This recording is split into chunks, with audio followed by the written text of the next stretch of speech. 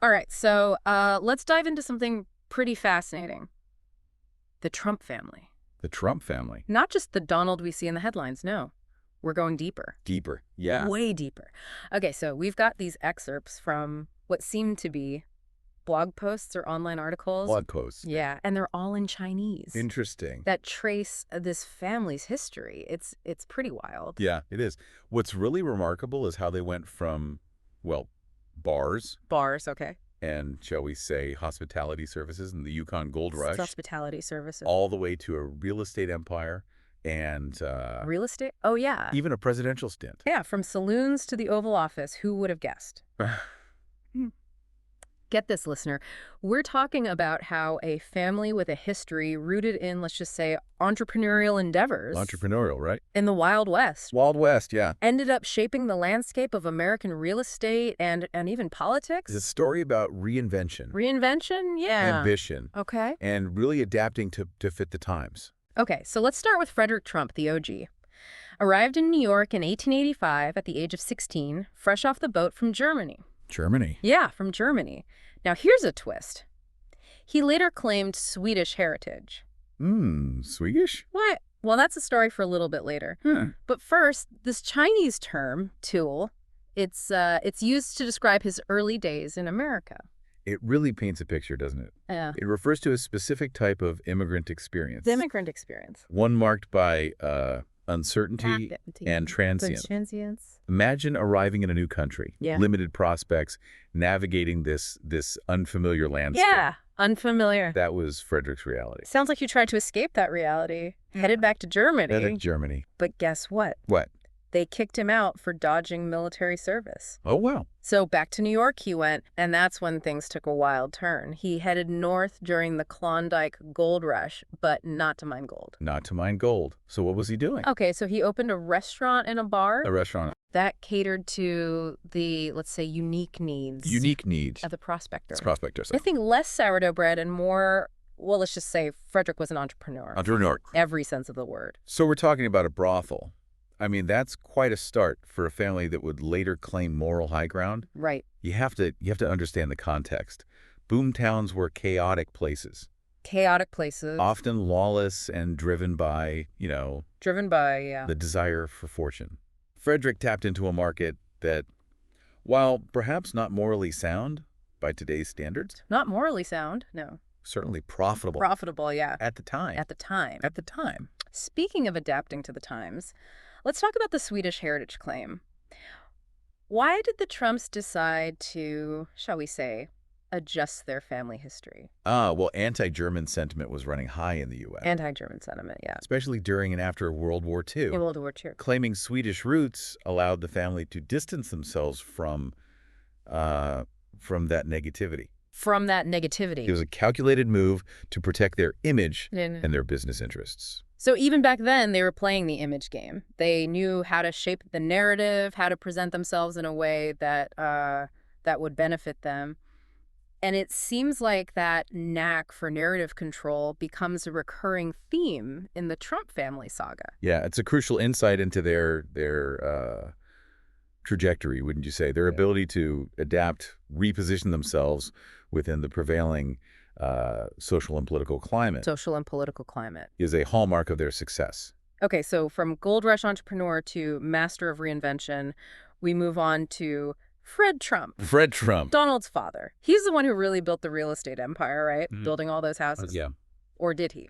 Well, it was actually a partnership with his mother. With his mother. Elizabeth. She had a sharp business mind. Got him started in real estate. Fred's skill was scaling. Scaling the business. And a big part of that was figuring out how to profit from building low-income housing. So government contracts and subsidies, that kind of thing. Precisely. Yeah. Fred understood the intricacies of government programs like the Federal Housing Administration's mortgage insurance program. Okay, yeah. This allowed him to secure loans and build large-scale housing projects. Housing projects. Primarily in Brooklyn and Queens. Yeah. This wasn't about building, luxury towers in Manhattan. Not luxury towers. It was about understanding how to maximize profit within a specific market. And that sounds a lot like Donald's approach to business later on. Didn't he say something about appreciating every dime in his book, The Art of the Deal? He did. He wrote, I learned to control expenses. I never threw money around. I learned from my father how to appreciate every dime. Every dime. Because if you appreciate every dime, it soon becomes dollars. This, this focus on maximizing profits, even from government-backed projects, Government tax, yeah. seems to be a core principle passed down through the generations. Interesting how the apple doesn't fall far from the tree when it comes to the family business. But wait, wasn't there some controversy surrounding Fred Trump and his business practices? Something about racial discrimination. Yes, allegations of racist rental policies followed Fred throughout his career. Racist rental policies, huh? There was even an incident involving an arrest at a KKK rally, though charges were later dropped. KKK. Yeah, this was during a time of significant racial tension Racial tension. in housing, and many landlords unfortunately engaged in discriminatory practices. So we have a family history of reinvention, government dealings, and racial controversy. It's certainly a complex legacy they're building. This brings us to Donald. He tries to distance himself from his father's more, shall we say, outer borough image. Absolutely. Donald sets his sights on the glitz and glamour of Manhattan, The glitz and glamour. aiming to transcend his father's legacy and build something even bigger and bolder. This ambition, coupled with a keen understanding of media and public perception, Media and public perception. would come to define his rise.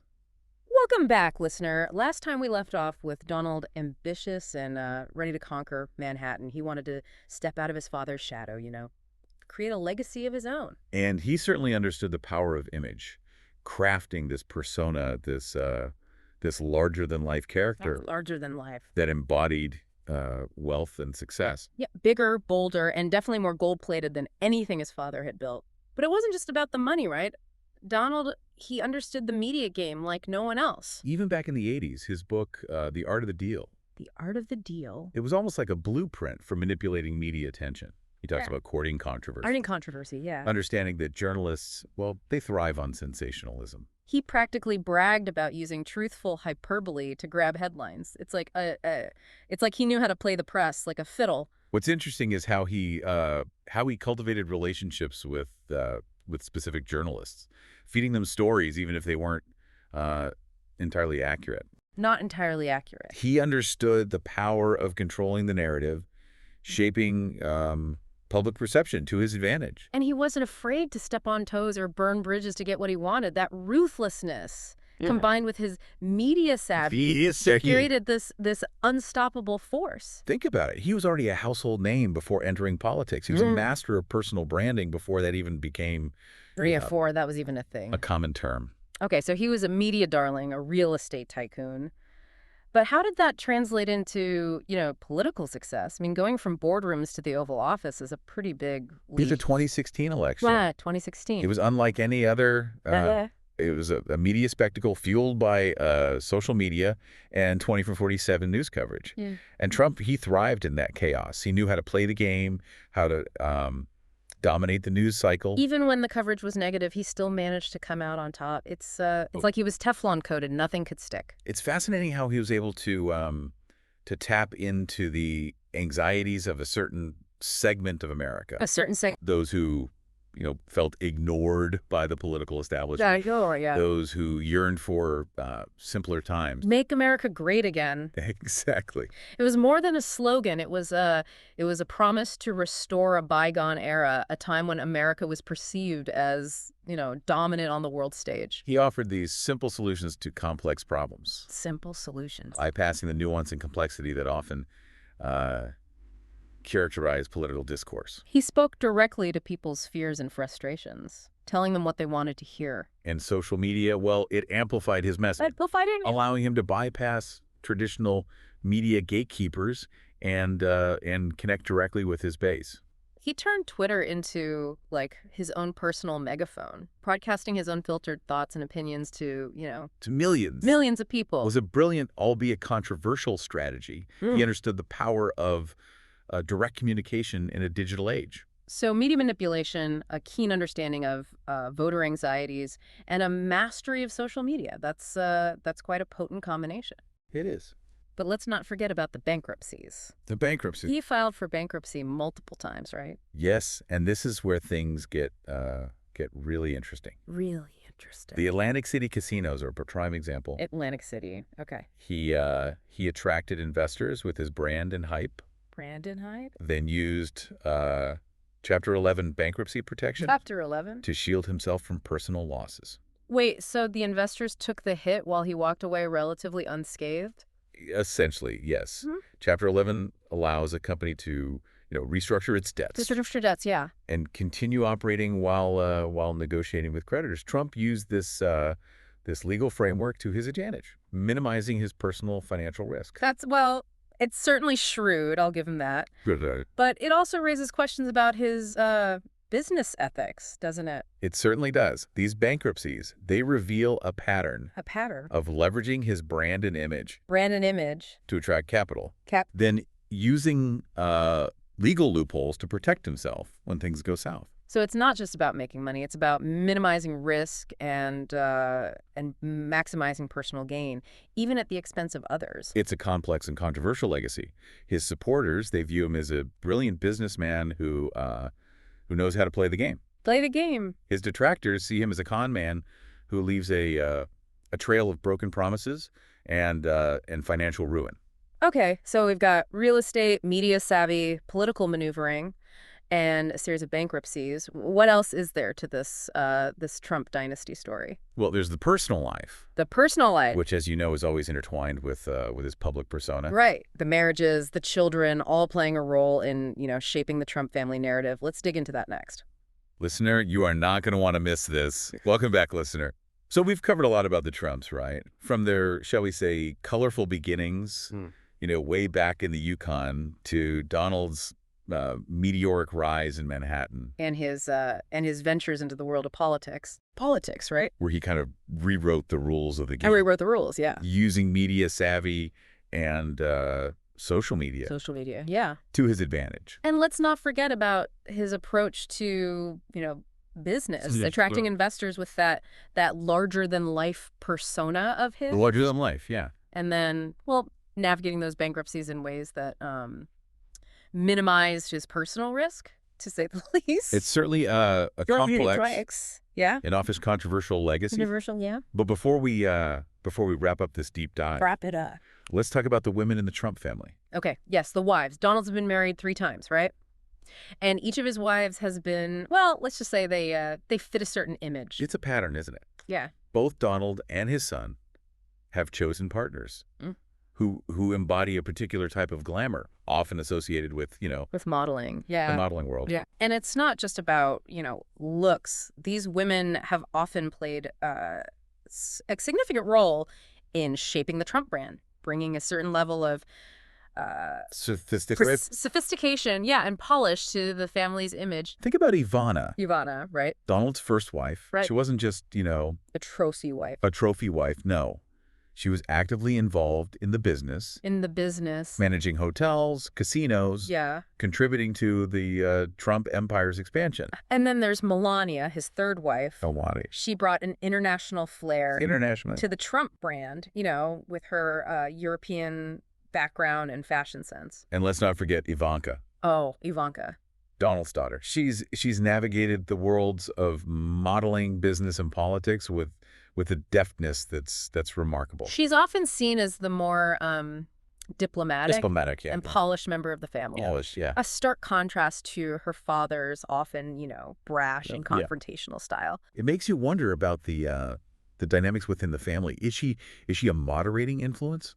Or is she simply playing a strategic role, carefully cultivating her own image and influence? It's hard to say for sure, but she's undeniably a force to be reckoned with.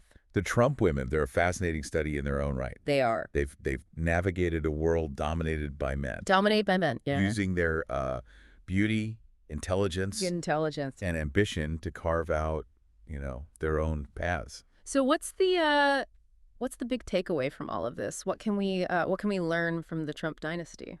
Well, their story, I think it highlights the complexities of the American dream. The American dream. It's a story about ambition, reinvention, and the pursuit of, Pursuit of, wealth and power. wealth and power. But it's also a story about the ethical compromises Ethical compromises. and moral ambiguities Yeah. that can sometimes accompany that pursuit. They've pushed boundaries, Push boundaries, challenged norms, challenge norms, and redefined what it means to be, to be successful. successful in America. Their story is a reflection of our own values Values, yeah. and aspirations. Aspirations. It asks us to consider the price of success, Price of success. the role of image and branding in our society, Image and branding. and the impact of wealth and power Wealth and power. on our political landscape. It's a story that's both inspiring and cautionary. A reminder that the American dream is often more complex and nuanced than we might imagine. And as we've seen,